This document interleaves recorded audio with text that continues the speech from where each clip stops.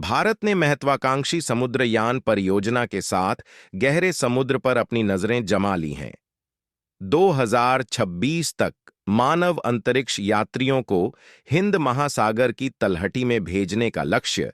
यह परियोजना भारत की बढ़ती वैज्ञानिक और तकनीकी क्षमताओं का एक प्रमाण है।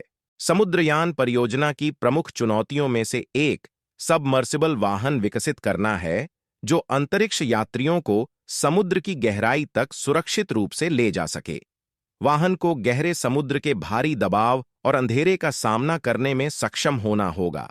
साथ ही चालक दल के लिए एक आरामदायक और सुरक्षित वातावरण भी प्रदान करना होगा।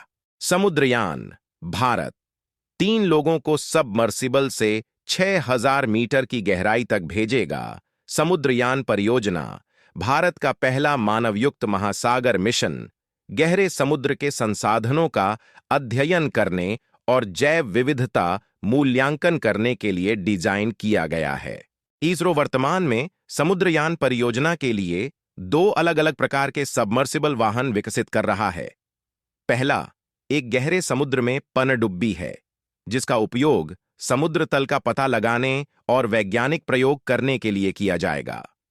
दूसरा एक मानव रेटेड सबमर्सिबल है, जिसका उपयोग अंतरिक्ष यात्रियों को गहरे समुद्र से लाने और ले जाने के लिए किया जाएगा।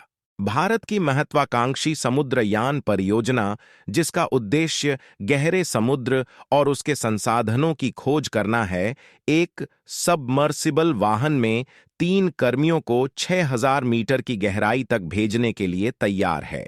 यह घोषणा केंद्रीय पृथ्वी विज्ञान मंत्री किरेन रिजिजू ने 3 अगस्त 2023 को राज्यसभा में एक लिखित उत्तर में की।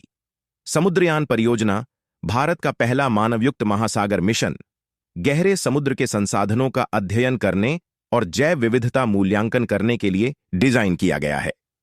मिशन पारिस्थितिकी तंत्र को परेशान नहीं करेगा, क्योंकि सबमर्सिबल का उपयोग केवल अन्वेषण उद्देश्यों के लिए किया जाता है।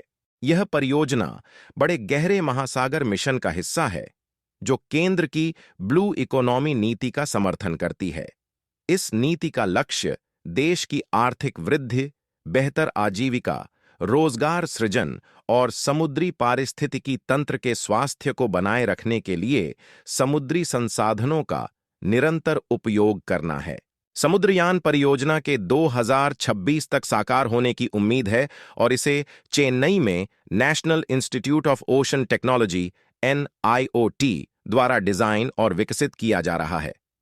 मत्स्य 6000 नाम का यह सबमर्सिबल वाहन सामान्य ऑपरेशन के तहत 12 घंटे और मानव सुरक्षा के लिए आपातकालीन स्थिति में 96 घंटे तक चलता है। यह मिशन महत्वपूर्ण है क्योंकि यह वैज्ञानिक कर्मियों को सीधे हस्तक्षेप के माध्यम से अज्ञात गहरे समुद्र क्षेत्रों का निरीक्षण करने और समझने की अनुमति देगा।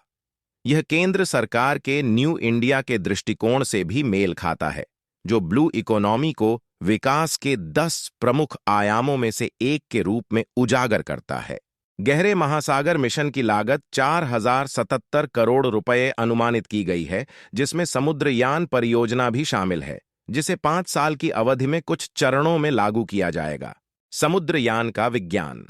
समुद्रयान परियोजना एक बहुविषयक परियोजना है, जिसमें समुद्र विज्ञान, समुद्री जीव विज्ञान, भूविज्ञान और रसायन विज्ञान सहित कई क्षेत्रों के वैज्ञानिक शामिल होंगे।